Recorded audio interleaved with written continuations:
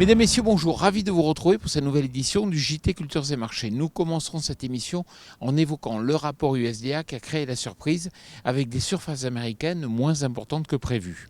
Nous ferons ensuite le point sur les modèles météo qui s'améliorent sur la Corn Belt américaine. Nous tenterons ensuite de comprendre s'il est possible d'avoir une forte pression de la récolte russe cette année. Enfin, nous parlerons de la récolte d'orge en France qui est en retard par rapport à l'année dernière. Le rapport USDA du 30 juin sur les estimations de surface aux États-Unis a créé la surprise générale en publiant des surfaces de maïs et de soja bien moins importantes qu'attendues. Les cours ont immédiatement réagi à la hausse sur les marchés américains à Chicago et sur le marché européen d'Euronext. La situation se tend de plus en plus et les États-Unis auront plus que jamais besoin d'une très bonne météo en juillet-août pour maintenir l'équilibre de leur bilan maïs. Surveillez donc la météo aux États-Unis.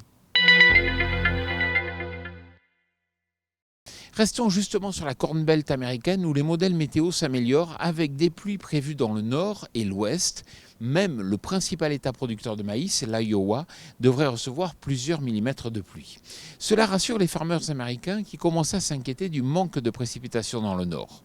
C'est d'autant plus vrai que les pluies arrivent juste avant la période critique de la floraison des maïs, ce qui devrait donc assurer un rendement minimum sans pour autant être forcément record comme l'annonce l'USDA. Quoi qu'il en soit, les cours du maïs américain réagissent à la baisse, ce qui fait pression bien sûr sur l'ensemble des céréales. La production de blé russe sera bonne avec un volume attendu à 82 millions de tonnes contre 78 millions de tonnes récoltées en moyenne ces 5 dernières années. Les disponibilités de blé seront donc là, d'autant plus que le pays a moins exporté que prévu en raison des taxes à l'export mises en place par le gouvernement. Contrairement à l'année dernière, les conditions pour les blés sont idéales dans le sud de la Russie, alors qu'elles sont dégradées dans le centre sur la zone des blés de printemps. La pression de la récolte russe devrait donc se faire sentir cette année. Reste à savoir si les agriculteurs russes vont déverser leur blé à l'export tout de suite après la moisson ou faire de la rétention à la vente en stockant, comme ce fut le cas l'année dernière, et cela pourrait limiter l'effet de la pression récolte. 2%, ce sont les surfaces d'orge d'hiver récoltées en France et cela illustre bien le retard de moisson enregistré par rapport à l'année dernière où 36% des orges étaient déjà récoltées à cette même période. Il faut dire que les conditions météorologiques pendant la fin de cycle des orges, avec des températures inférieures au normal de saison, n'ont pas été favorables à une moisson précoce.